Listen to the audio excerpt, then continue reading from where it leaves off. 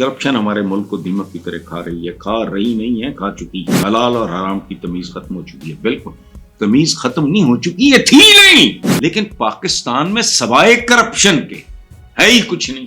100% نہیں، 50%، 25 سے 30% بھی اگر کمی آ جائے یہ ملک وائبل ہے۔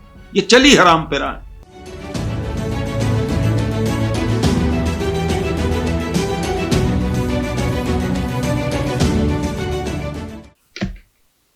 اگلی بات جی، خواجہ آصف نے کہا کہ پاکستان میں کرپشن 50% بھی کم ہو جائے تو کسی IMF کی ضرورت نہیں ہوگی۔ کرپشن کو 100% ختم کرنے کا تصور بھی نہیں کیا جا سکتا، یہ خواجہ آصف نے کہا، اور بڑی خوبصورت سینسیبل بات کی۔ کرپشن ہمارے ملک کو دیمک کی طرح کھا رہی ہے، کھا رہی نہیں ہے، کھا چکی ہے۔ خیر، کسٹم کلیکٹر 40-50 کروڑ روپے رشوت لیتے ہیں۔ یہ نہیں انہوں نے بتایا کہ زندگی میں، سال میں، مہینے میں، لیکن بہرحال میں کوٹ کر رہا ہوں خواجہ آصف، حلال اور حرام کی تمیز ختم ہو چکی ہے۔ بالکل تمیز ختم نہیں ہو چکی ہے، تھی نہیں، کب تھی؟ یہ جو بیرون ملک خربوں کی جائیدادیں بنی ہوئی ہیں جن کا آج تک اتا پتہ ہی کوئی نہیں، پتہ نہیں کب بنی تھی، ان کے لیے پیسہ کہاں سے آیا تھا؟ اور ایسا کرنے والے سرعام لوگوں کے سامنے، کیمروں کے سامنے کہتے ہیں کہ اگر میرے اثاثے میری آمدنی سے زیادہ ہیں تو کسی کو کیا۔ اچھا، خواجہ آصف صاحب نے جو بات کی ہے تصور بھی نہیں کیا جائے، یہ بالکل درست ہے۔ اس کی ایک وجہ ہے، میں اکثر یہ بات کرتا ہوں کہ جہاں انسان ہوگا، آدم زاد ہوگا، بلکہ انسان نہیں، انسان اور چیز ہے، بس کا مشکل ہے ہر ایک کام کا آسان ہونا، آدمی کو بھی میسر نہیں انسان۔ جہاں آدم زاد بستا ہوگا وہاں گناہ بھی ہوگا اور جرم بھی ہوگا، لیکن مسئلہ کیا ہے؟ لیکیج اور پلفریج ملٹی نیشنل کارپوریشنز میں بھی ہوتی ہے، گھروں میں ہوتی ہے، یعنی گھر کی جو مالکن ہوتی ہے اس کے سامنے بھی ہو رہی ہوتی ہے۔ کیوں؟ ویسٹیج، وہ بھی کرپشن ہی کی ایک قسم۔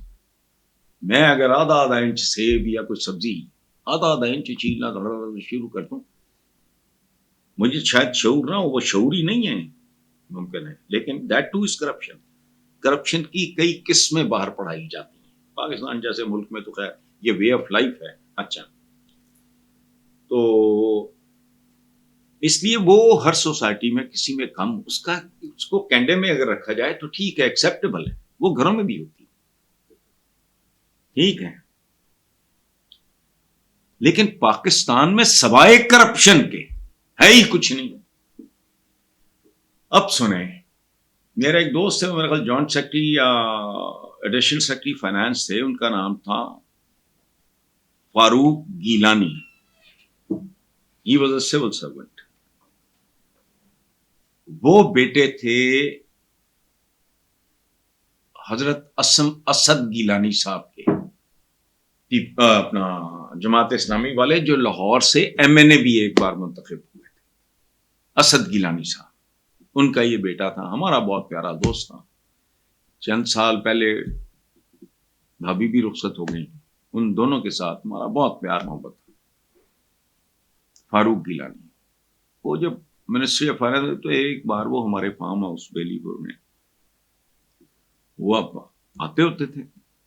وہ ایک بار جب وہ نیا منسٹری آف فائنانس میں نے کہا نا، مجھے یاد نہیں ہے، ڈسٹرکٹ سیکرٹری فائنانس یا پتہ نہیں، تو ایمی جنرل گپ شپ کرتے، وہ بھابھی چلی گئی، میرے درانڈ خانہ جسے کہہ لیں، جو بھی کہہ لیں، وہ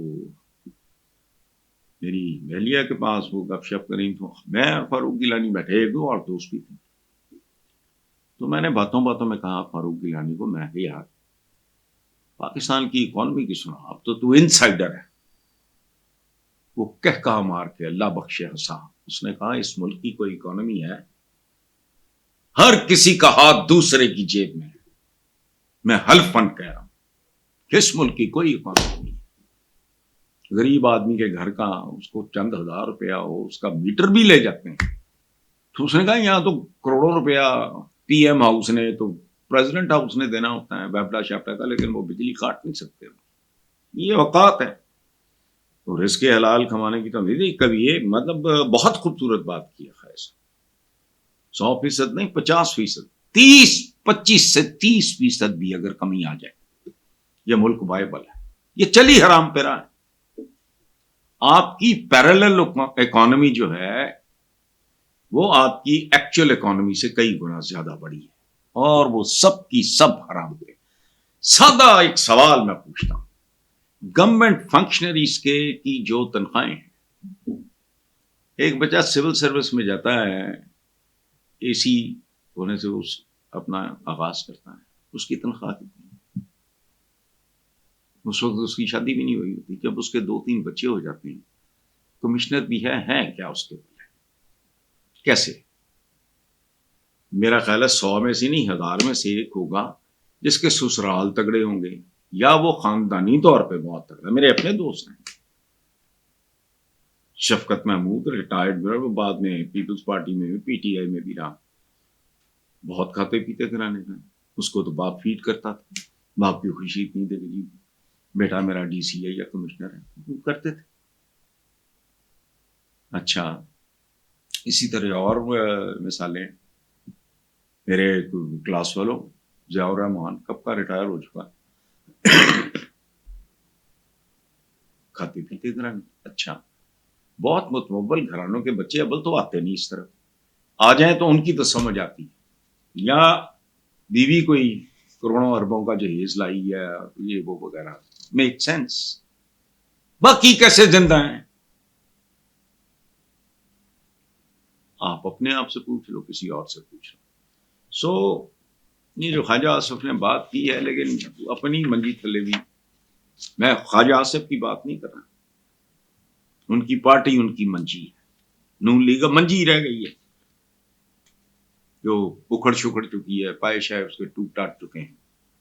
پتہ نہیں کی کہنے ہوندے وہ جڑا چلنگا جہا ہوندا ہے بڑھیا ہوندا سارا بیٹ ٹوٹ چکا ہے, اس کے نیچے ڈانگ پھرے. آپ کی پیرالل اکانومی جو ہے وہ آپ کی ایکچوئل اکانومی سے کئی گنا زیادہ بڑی ہے اور وہ سب کی سب حرام پہ. سادہ ایک سوال میں پوچھتا ہوں, گورنمنٹ فنکشنریز کی جو تنخواہیں ہیں, ایک بچہ سول سروس میں جاتا ہے, اے سی ہونے سے اس اپنا آغاز کرتا ہے, اس کی تنخواہ کتنی ہے؟